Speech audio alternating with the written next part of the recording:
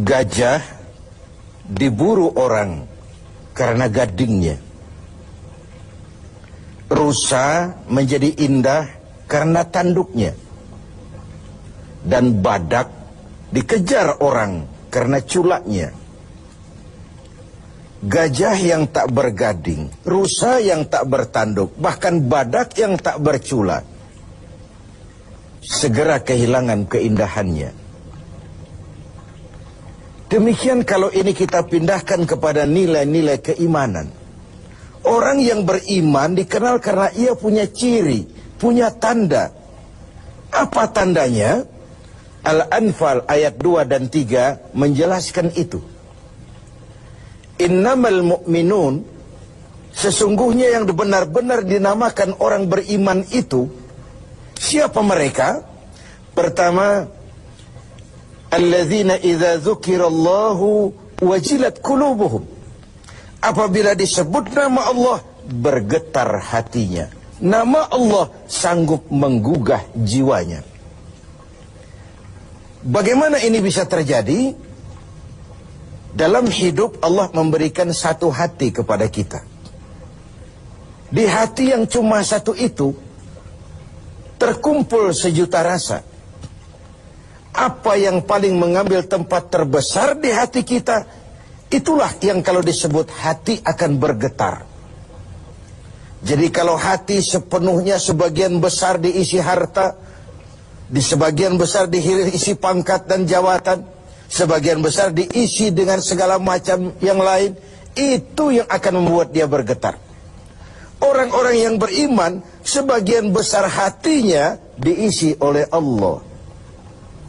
Nama Allah sanggup menggugah jiwanya, menggetarkan hatinya. Dari sini timbul sikap etika otonom. Sekarang ini pun ditekan orang. Hei, kamu korupsi ya? Biar aja. Orang kan tahu, nggak apa-apa. Tuhan kan tahu, biarin. Tuhan tahu nggak ribut. Tapi kalau orang tahu 3 orang saja ribut sudah geger. Tuhan nggak ribut katanya. Bagaimana mau menggetarkan hati seperti itu? Orang yang beriman, sebagian besar hatinya diisi Allah. Sehingga kalau disebut nama Allah, bergetar dan pada gilirannya sanggup menggetarkan hati orang lain. Bukankah pada satu saat ketika Rasul sedang tidur, datang orang kafir bernama Da'sur menghunus pedang. Muhammad, kalau saya tebas batang lehermu, siapa yang akan menolongmu sekarang? Dengan tenang dan tegar Rasul menjawab, Allah yang akan menolong saya. Mendengar kalimat Allah, Da'sur gemetar. Pedang jatuh, diambil oleh Rasul. Kalau sekarang saya balikan pedang ini ke lehermu, siapa yang akan menolongmu, Da'sur? Tidak ada ya Rasul, kecuali kalau kau mau memaafkan saya. Diberikan pedang itu oleh Rasul. Jangan ulangi lagi perbuatanmu. Dua sisi dari cerita pendek ini. Pertama, bagaimana mudahnya Rasul memaafkan orang yang nyata-nyata mau menghabisi jiwanya.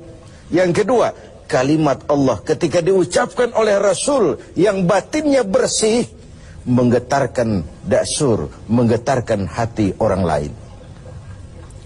Yang kedua, wa idza tuliyat alaihim ayatuhu zadathum imana.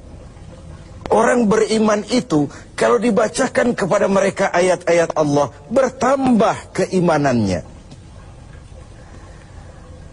Apa ayat Allah itu? Tanda-tanda Allah. Ada berapa ayat Allah? Ada 2. Pertama, ayat yang terucap oleh Allah, biasa kita sebut wahyu.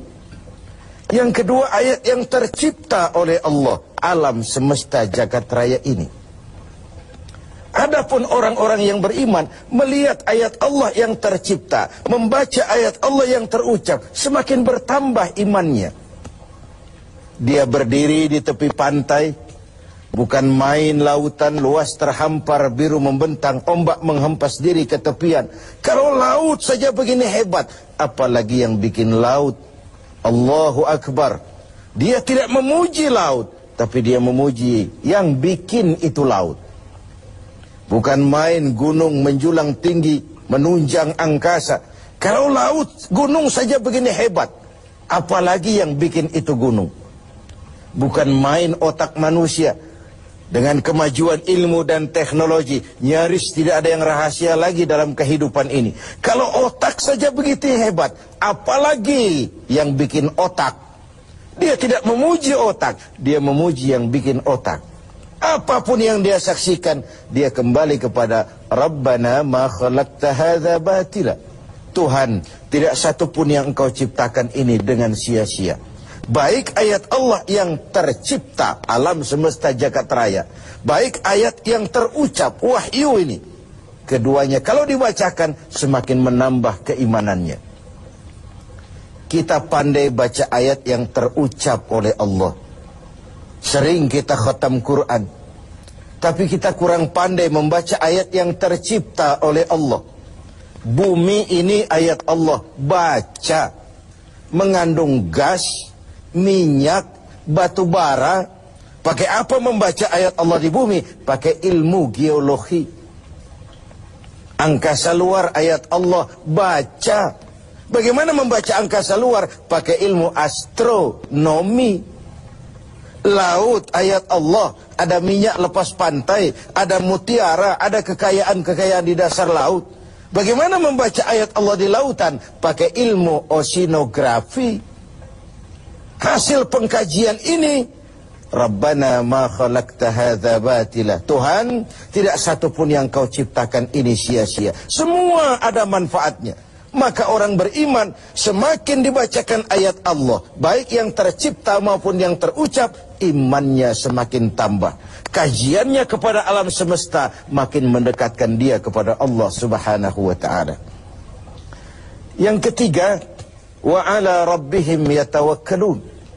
Orang yang beriman itu hanya berserah diri kepada Allah. Berserah diri artinya menyerahkan hasil usahanya. Bukan belum sudah terserah Tuhan saja, terserah Tuhan. Bukan. Tawakal itu bukan fase pertama, fase terakhir. Bekerja sebagaimana harusnya. Berusaha sebagaimana mestinya. Gunakan tenaga yang paling profesional. Pakai teknologi yang paling canggih. Setelah semua itu terlaksana, baru wa ala rabbihim yatawakkalun. Berdoa, mohon pertolongan Allah, kemudian berserah diri sepenuhnya. Kalau dia berhasil, dia tidak lupa diri. Kalau dia gagal, dia tidak putus asa. Bukan lalu kita jadi apatis. Bukan lalu kita belum apa-apa sudah terserah Tuhan. Tidak. Wa ala rabbihim yatawakkalun, menyerahkan segala hasil usahanya kepada Allah Subhanahu wa ta'ala. Dari situ dia husnuzon, baik sangka kepada Allah. Kalau gagal, cuma tertunda. Kalau berhasil, tidak lupa daratan. Dan husnuzon ini penting, sebab kalau tidak, buruk sangka saja kita. Saya kan sholatnya rajin, kok rezeki seret bener sih. Saya kan puasanya nggak bocor-bocor, tapi mau lebaran kok nggak dapat THR sih. Ada seorang petani, selesai bekerja di ladang, tidur, istirahat di bawah pohon beringin. Di sebelah pohon beringin ada pohon semangka. Sambil menerawang berpikir si petani, Tuhan kok tidak adil. Masa beringin pohonnya besar, buahnya kecil. Ini semangka pohonnya kecil, buahnya besar. Tidak adil ini. Tuhan bukan arsitek ulung. Mestinya supaya enak dilihat, beringin pohonnya besar, buahnya sebesar buah semangka. Semangka yang pohonnya kecil, buahnya sekecil buah beringin saja. Tidak adil Tuhan ini. Baru dia selesai berpikir Tuhan tidak adil itu, jatuh sebutir buah beringin tepat menimpa hidungnya. Dia terkejut. Astagfirullahaladzim. Kalau begitu Tuhan benar-benar adil. Coba kalau buah beringin sebesar semangka barusan jatuh nimpa hidung saya, kayak apa potongan saya sekarang? Ayo kita jujur, dalam hidup kan kita sering begitu. 1 menit yang lalu dia masih berkata Tuhan tidak adil. 1 menit kemudian dia sudah berkata Tuhan benar-benar adil. Ini perlunya baik sangka kepada Allah Subhanahu wa ta'ala. Dan disitulah perlunya tawakal itu. Yang keempat, alladzina yuqimuna shalah. Orang beriman itu mendirikan sholat. Selalu kata-kata sholat bergandeng dengan aqimis sholat. Dirikan, bukan kerjakan. Saya ingin berkata maaf, banyak di antara kita yang sudah mengerjakan sholat, tapi belum mendirikan sholat. Sebab mendirikan sholat artinya mengerjakan sholat dengan benar, cukup syarat rukunnya. Selesai sholat, ajaran sholat diterjemahkan dalam kehidupan. Ada kontinuitas, ada kesinambungan. Kalau sekedar mengerjakan saja, ya selesai pekerjaan, selesai. Habis sholat, maksiat lagi. Habis sholat, sombongnya jalan terus. Habis sholat, pelitnya nggak pernah hilang. Beda dengan mendirikan. Ketika takbir, pada posisi berdiri, arahkan pandanganmu ke tempat sujud. Ini filosofinya apa? Kau kalau sudah di atas, ingat dengan yang di bawah.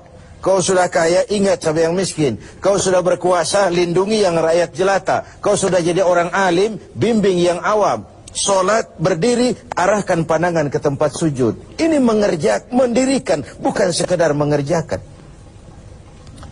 Orang yang beriman punya sandaran vertikal. Ini yang penting. Punya sandaran vertikal kepada Allah saja. Kalau kita bersandar ke tiang, tiangnya runtuh, rubuh, kita jatuh. Kita bersandar kepada orang kaya, dia jatuh miskin, kita selesai. Bersandar kita kepada jenderal, dia pensiun, kita tamat. Orang yang beriman, alladzina yuqimuna shalah, dia hanya punya sandaran vertikal kepada Allah saja. Kalau hidup sudah mulai kita gantungkan kepada manusia, bersiaplah untuk kecewa. Berharap tentu, bergantung hanya kepada Allah. Yang terakhir, wa mimma razaqnahum yunfikun. Orang yang beriman ini menginfakkan sebagian dari harta yang diberikan Allah di jalan Allah. Dijadikannya harta itu sebagai alat, bukan sebagai tujuan. Diperbudaknya harta, bukan dia menjadi budak harta. Cari uang, tapi sudah dapat, hai uang, karena kau milikku, kau harus jadi budakku. Jangan aku yang jadi budak kau, uang. Cari harta, karena kau milikku, kau harus jadi budakku. Jangan aku yang kau perbudak. Wa mimma razaqnahum yunfikun. Saya ingin menekankan, harta kita yang sebenarnya adalah yang sudah kita belanjakan di jalan Allah. Yang kita simpan di bank, kita simpan di rumah, kita simpan di saku, harta kita sementara. Besok dia akan pindah jadi milik orang lain. Tapi yang kita belanjakan di jalan Allah, itulah milik kita yang sebenarnya. Mari kita renungkan, berapa banyak harta kita yang akan jadi milik kita sebenarnya, yaitu yang sudah kita belanjakan.